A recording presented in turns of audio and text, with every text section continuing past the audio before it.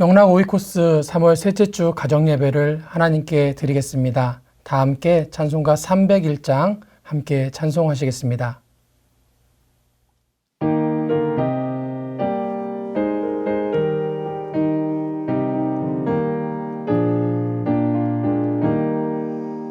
지금까지 지내온 것 주의 크신 은혜라. 한이 없는 주의 사랑 어찌 이루 말하랴. 자나깨나 주의 손이 항상 살펴주시고 모든 일을 주 안에서 형통하게 하시네. 몸도 맘도 연약하나 새 힘받아 살았네. 물 붓듯이 부으시는 주의 은혜 족하다. 사랑 없는 거리에 나 험한 산길 헤맬 때 주의 손을 굳게 잡고 찬송하며 가리라. 주님 다시 배울 날이 날로 날로 다가와. 무거운 짐 주께 맡겨 벗을 날도 멀잖네. 나를 위해 예비하신 고향 집에 돌아가 아버지의 품 안에서 영원토록 살리라.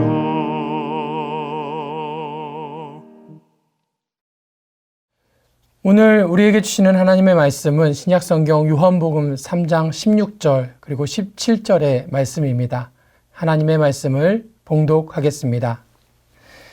하나님이 세상을 이처럼 사랑하사 독생자를 주셨으니 이는 그를 믿는 자마다 멸망하지 않고 영생을 얻게 하려 하심이라.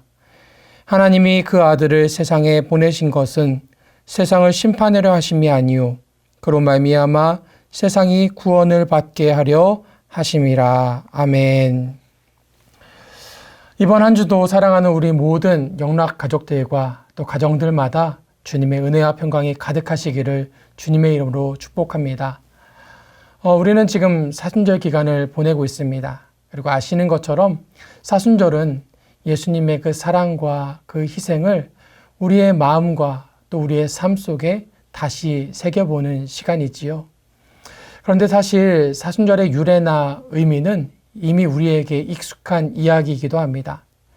뿐만 아니라 우리는 예배 때마다 사도신경을 통해서 예수님의 성육신과 또 고난과 죽음과 부활에 대한 우리의 믿음을 함께 암송하고 또 낭독하기도 합니다. 중요한 것은 매 순간 그 고백에 우리의 진심이 담고 있는가 또 담겨 있는가라는 것입니다. 진심, 요즘에는요 젊은이들 사이에서 무엇에 진심이다라는 그런 표현이 곧잘 쓰이고는 합니다. 무엇에 진심이다라는 이 말은 진심, 그러니까 참된 마음이라는 그 본래의 뜻을 넘어서 어떤 대상에 대해서 열심을 내고 열정을 갖는 태도, 또 그에 따르는 행위까지도 포함하고 있는 말입니다. 오늘 우리가 함께 읽은 이 본문은요, 우리에게 너무나 친숙한 말씀입니다. 우리가 정말 많이 읽고 암송하고 많은 은혜를 받았던 그 말씀이지요. 저는 이 익숙한, 친숙한 이 본문에다가 하나님의 진심이라는 별명을 붙여보고 싶은데요. 말 그대로 세상에 대해서 진심이신 그 하나님, 하나님의 진짜 마음, 그리고 그분의 열정과 열심을 너무나 잘 보여주는 그런 말씀이기 때문입니다. 성경에서는요, 하나님이 처음 지으셨던 그 세상, 그 세상이 온갖 좋음으로 가득 차 있었다라고 우리에게 가르쳐 주고 있습니다. 그래서 창세기 1장에서 가장 많이 나오는 단어도 바로 토브, 좋았더라라는 단어입니다. 그런데 그 좋은 세상, 그 좋음의 세상이 오염되기 시작했습니다. 무엇 때문인지 아시지요? 바로 죄 때문이었습니다. 죄로 인해서 여기저기 그 좋은 세상들 속에 좋지 않은 모습들, 그러한 일들이 일어나기 시작했고, 그런 일들이 연이어 일어나고 반복되어 일어났습니다. 그리고는 결국에 돌이킬 수 없는 상태까지 이르게 되었지요. 여러분 한번 생각을 해보세요. 맑은 물이 들어있는 물 한 컵이 있습니다. 그런데 그 물에 실수로 잉크가 쏟아진 것입니다. 여러분 그 물을 깨끗하게 하는 가장 간단한 방법이 뭐라고 생각하십니까? 아마도 그 물을 가장 빨리, 가장 완벽하게 깨끗하게 할 수 있는 방법은 그 물을 다 쏟아버리고 그 컵에 다시 맑은 물을 채우는 것, 그것일 것입니다. 어쩌면 우리 하나님께도 이 무너지고 오염된 세상을 회복하는 가장 간단한 방법은 모든 것을 다 심판하시고 무너뜨리시고 새롭게 창조하시는 것이 아니었을까 생각해 보게 됩니다. 그것이 하나님께는 그리 어려운 일도 아니기 때문이지요. 그런데 하나님은 그렇게 하지 않으셨습니다. 그 이유가 무엇이었는지 이 본문에서 예수님께서 우리에게 가르쳐주고 계십니다. 그 본문의 시작은 그렇습니다. 하나님이 세상을 사랑하사. 하나님이 세상을 사랑하셨다.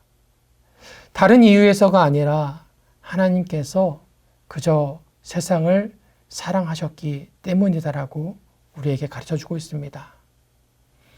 하나님께서 진심으로 세상을 사랑하시고 저와 여러분을, 우리를 사랑하셨기 때문이었습니다. 그래서 하나님은 세상을 심판하시는 대신에, 다 쏟아 부으시는 대신에 독생자 예수 그리스도를 이 땅에 보내주시고 그분을 통해서 세상을 고치시고 회복해 주셨습니다. 세상에 높아진 곳이 있다면 그곳을 낮춰주시고, 세상에 낮은 곳, 주저앉은 곳이 있다면 그것을 높아지게 하셨지요. 굽은 것이 있다면 그것으로 하여금 곧아지게 하시고, 험한 길이 있다면 그것을 평탄하게 하셨습니다. 그리고 무엇보다 십자가 위에서 당신의 생명을 주심으로 인해서 저와 여러분을 죽음에서 생명으로 옮겨 주셨습니다. 그렇게 하나님께서 사랑하신 그 세상, 그래서 다시 살리시고 회복시킨 그 세상은 다른 누가 아니라 바로 저와 여러분입니다. 성경은 하나님의 진심이 세상을 구원하신 데에 있다라는 것을 우리에게 분명하게 말씀해 주고 있습니다. 2000년 전에 하나님의 진심이신 그 예수님의 손과 발이 머물렀던 곳마다, 또 그분의 말씀이 임했던 곳마다 회복의 역사가 일어나고 생명의 역사가 일어났다는 것을 우리는 보게 됩니다. 그리고 이것은 지금도 변하지 않았습니다. 우리의 가정과 일터에 하나님의 진심이 임할 때에 회복이 일어나게 됩니다. 낙심한 마음과 고통스러운 삶에 하나님의 진심이신 예수님이 찾아오시면 소망과 기쁨이 회복되게 됩니다. 다툼과 분쟁의 자리 가운데 교만과 거짓된 모습에 하나님의 진심이 닿을 때에 그곳에 진정한 정의와 평화와 그리고 사랑이 회복되게 됩니다. 이번 주 오이코스의 주제는 전도입니다. 여러분 전도가 뭐라고 생각하십니까? 여러분, 전도는 교리를 전달하는 것이 아닙니다. 전도는 그저 우리를 향한, 저와 여러분을 향한, 세상을 향한 하나님의 진심을 전하는 것입니다. 하나님의 진심을 그들과 함께 나누는 것입니다. 오늘 우리 주변에 하나님의 진심이 필요한 것이 어디일까요? 우리의 가정에, 또 우리의 일터에, 또 우리가 속한 모든 관계들 속에 하나님의 진심이 전해질 수 있게 되기를 주님의 이름으로 축복합니다. 진심으로 전심으로 세상을 또한 저희들을 사랑해 주시는 하나님 감사합니다. 또 한 번의 사순절을 보내는 저희들의 삶에 다시 하나님의 그 뜨거운 진심이 깊이 새겨지게 되기를 기도합니다. 저희들의 연약한 삶과 고통과 눈물과 아픔 속에 또 저희의 수고와 노력의 열매 가운데에 저희 마음의 소원과 간구와 열망들 속에 하나님의 진심이 닿고 그로 인해 치유되고 회복되며 다시 소생하게 되기를 소원하오니 주님 저희들의 삶 속에 저희의 가정에 저희의 일터 위에 또한 이 나라와 열방 가운데 임하셔서 역사하여 주시옵소서. 저희에게 주신 그 사랑과 은혜를 나누고 베풀고 또 전하기를 기도합니다. 저희에게 믿음의 용기를 더하여 주시고 소망을 더하여 주시어서 하나님의 진심이 저희들을 통해서 더 많은 이들에게 열매 맺게 하여 주시옵시고 저희들의 삶이 하나님의 나라를 이루어가는 복된 삶 될 수 있도록 인도하여 주시옵소서. 한 주간의 삶을 주님께 맡겨드리오며 거룩하신 예수님의 이름으로 기도하옵나이다. 아멘.